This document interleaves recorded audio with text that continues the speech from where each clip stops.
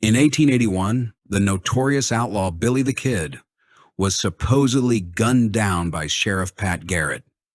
But what if history got it wrong?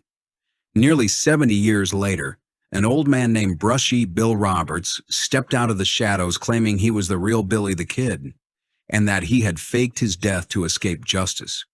Was he a fraud chasing fame? Or had the West's most legendary gunslinger pulled off the ultimate disappearing act? This story is one of the most bizarre and controversial tales in Old West history, and it just might change everything you thought you knew.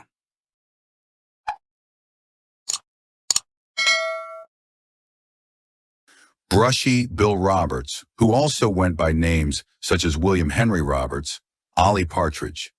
William Roberts, Ollie N. Roberts, and Ollie L. Roberts gained national attention during the late 1940s and early 1950s. He made headlines by claiming he was actually William H. Bonney, better known to history as Billy the Kid, who was believed to have died in 1881.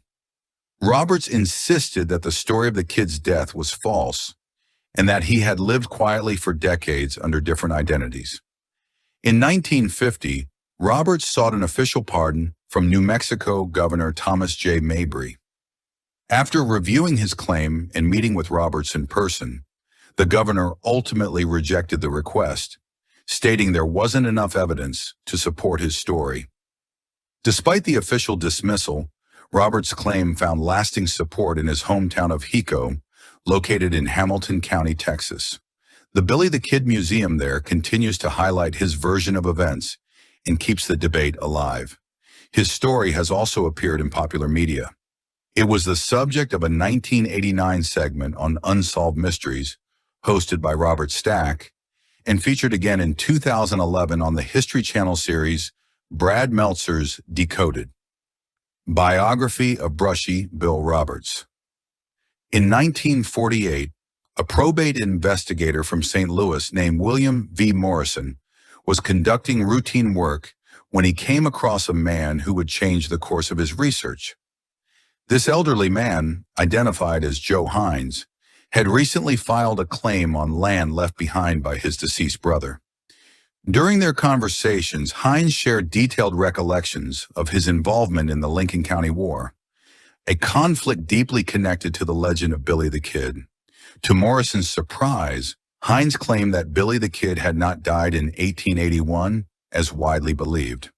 While he stood by the claim, he declined to provide the identity or specific location of the man he said was still alive.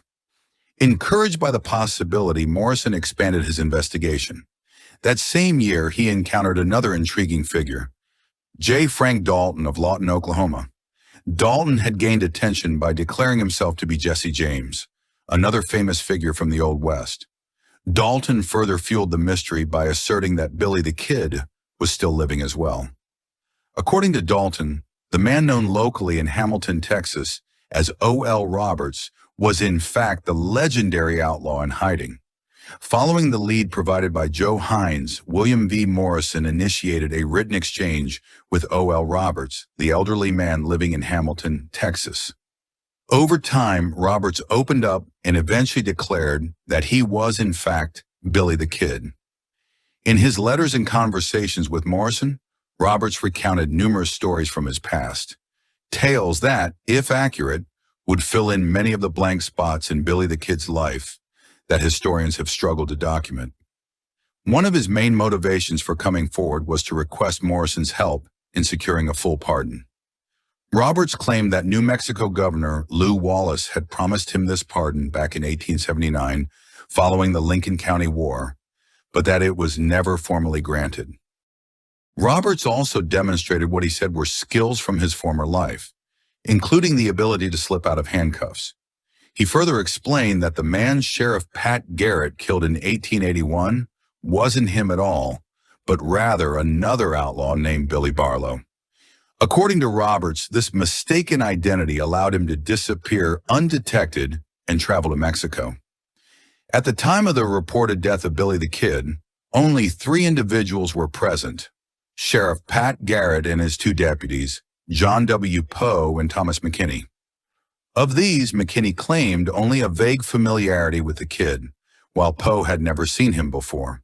In fact, Poe reportedly expressed immediate doubts after the shooting, telling Garrett he believed the wrong man had been killed.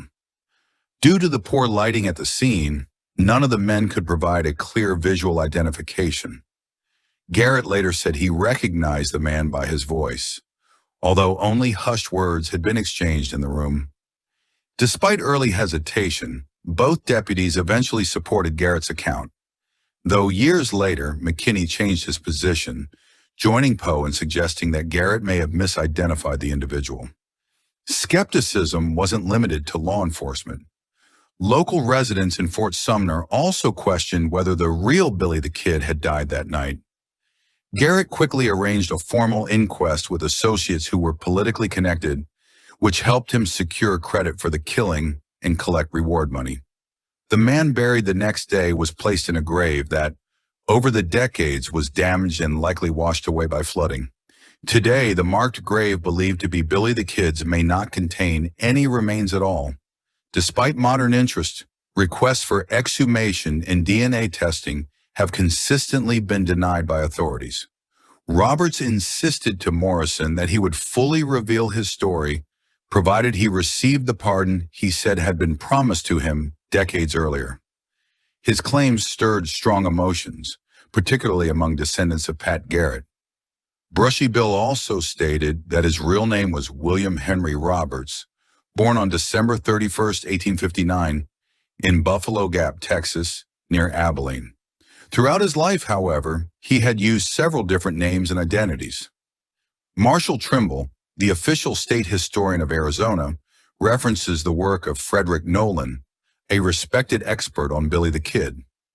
Nolan highlights a 1987 letter written by Mrs. Geneva Pittman and sent to Joe Boland, founder of a historical interest group called the Billy the Kid Gang, Inc. In her letter, Mrs. Pittman identified her uncle, known publicly as Brushy Bill, as Oliver P. Roberts. She further stated, based on the family Bible, that he was born on August 26, 1879. This account, if correct, would place his age at 71 when he died in Hyco, Texas, in 1950. On the other hand, author W. C. Jameson, a vocal supporter of Brushy Bill's claim, argues that Brushy Bill's true name was William Henry Roberts. Jameson insists that Oliver Pleasant Roberts and Brushy Bill were two separate individuals. However, this position directly contradicts Geneva Pittman's statement, which firmly linked her uncle, Brushy Bill, to the name Oliver P. Roberts and rejected the idea that he was Billy the Kid. If Brushy Bill had indeed been born in 1859, as some supporters claim, he would have been approximately 90 years old at the time of his death. The age discrepancy plays a key role in the debate over his identity. Further complicating the narrative, a 1950 article from the Austin American-Statesman reported that Roberts initially claimed to have been a member of Jesse James's gang. Only later did he come forward asserting that he was, in fact, Billy the Kid. In early 1950, Brushy Bill reportedly stated that as a young man, he had ridden with the James Younger gang. He also identified J. Frank Dalton, another controversial figure, as being the real Jesse James.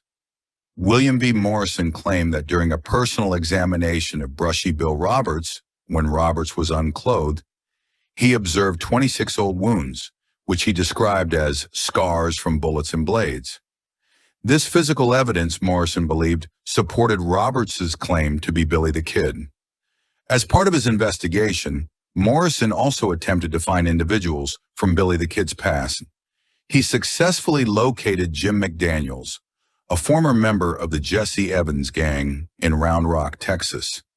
McDaniels, along with Severo Gallegos, Martil Abel, and Jose Montoya, all of whom had known Billy the Kid during his lifetime, signed sworn statements expressing their belief that Roberts was indeed the same person. However, not everyone agreed. Bill and Sam Jones, also believed to have been acquainted with the Kid, declined to sign affidavits. Sam Jones responded in a letter stating that he was too old to take on such a responsibility, writing, "Received your letter and am sorry but feel that I can't sign your affidavit. I'm old and I just don't feel like being obligated so." Meanwhile, Bill Jones's grandson, writing on his grandfather's behalf, expressed doubts and declined participation. Questions about Brushy Bill's identity continued to emerge. It is well documented that Billy the Kid could read and write English and spoke Spanish fluently. In contrast, Roberts was unable to read or write and had only moderate skill in spoken Spanish. This linguistic gap has been used by critics as a key point against his claim. In 1950, Roberts traveled to Santa Fe for an official meeting with New Mexico Governor Thomas J. Mabry, who had publicly announced the event. The meeting drew significant media attention.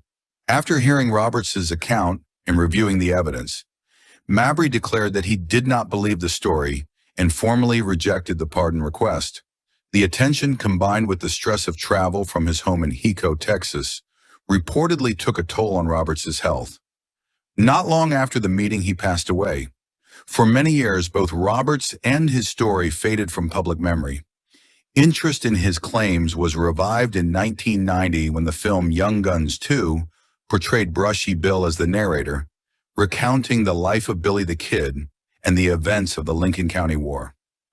Following the film's release, new books began exploring the mystery, and fresh attention was given to the possibility that Roberts may have been telling the truth.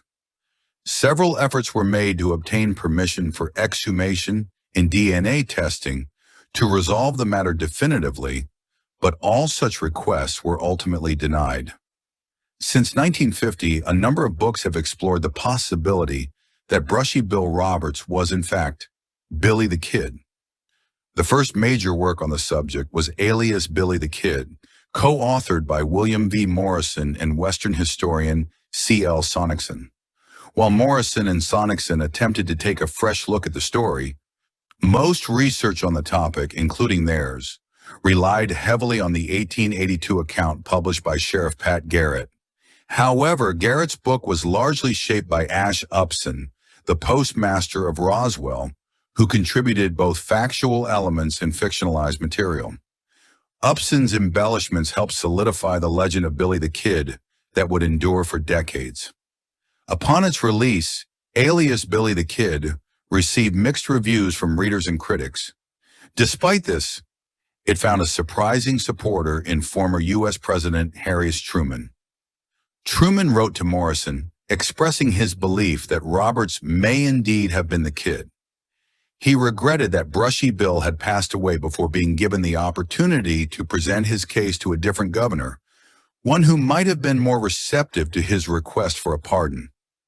In 2005, author W.C. Jameson, who had studied under Sonicson, revisited the subject in his book, Billy the Kid, Beyond the Grave. Jameson's research renewed interest in the case and prompted further investigation into Roberts's claims. One prominent figure who joined the discussion was Steve Setterwall, a former deputy sheriff of Lincoln County and a former mayor of Capitan, New Mexico. In April 2015, broadcaster and author Bill O'Reilly added his voice to the debate.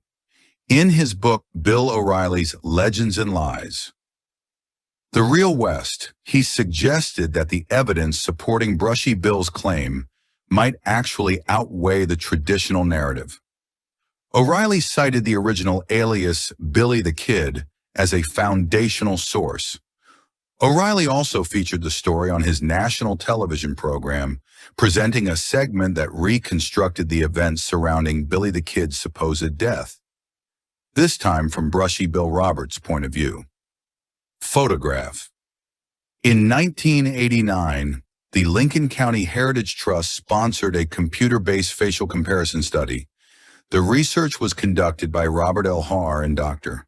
Thomas G. Kyle, who utilized a custom-developed analytical method rather than the standard procedures commonly used by law enforcement agencies. Their process involved scanning photographs of Brushy, Bill Roberts, Billy the Kid, and 150 additional individuals. These images were then analyzed by a computer using a similarity index that compared 25 key facial landmarks. When the results were ranked, Roberts' image placed 42nd, meaning 41 other individuals more closely matched the well-known tintype image of Billy the Kid. Researcher Robert Snow noted that if Roberts and the Kid were truly the same person, the photo should have ranked near the top, ideally within the top 2 matches.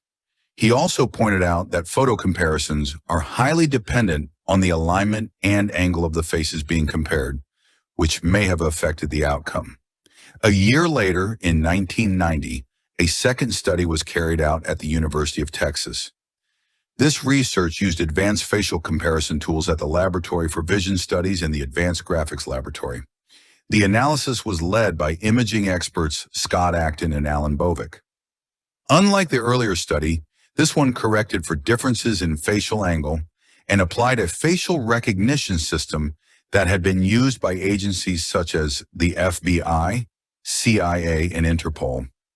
These tools offered a greater degree of statistical reliability. One early photograph of Brushy Bill, reportedly taken when he was around 14 years old, was found to closely resemble the famous Dedrick Upham tintype of Billy the Kid. Additionally, a photo of Roberts at age 71 produced a 93% similarity rating to the known image of the Kid. Acton and Bovick concluded that their findings showed a very close resemblance between Roberts and Billy the Kid.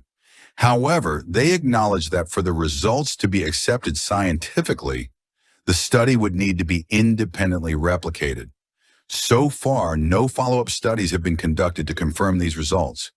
Even if the facial comparison findings were replicated, they would not serve as definitive proof of identity. Facial similarity alone cannot verify that the 2 individuals were the same person without supporting evidence.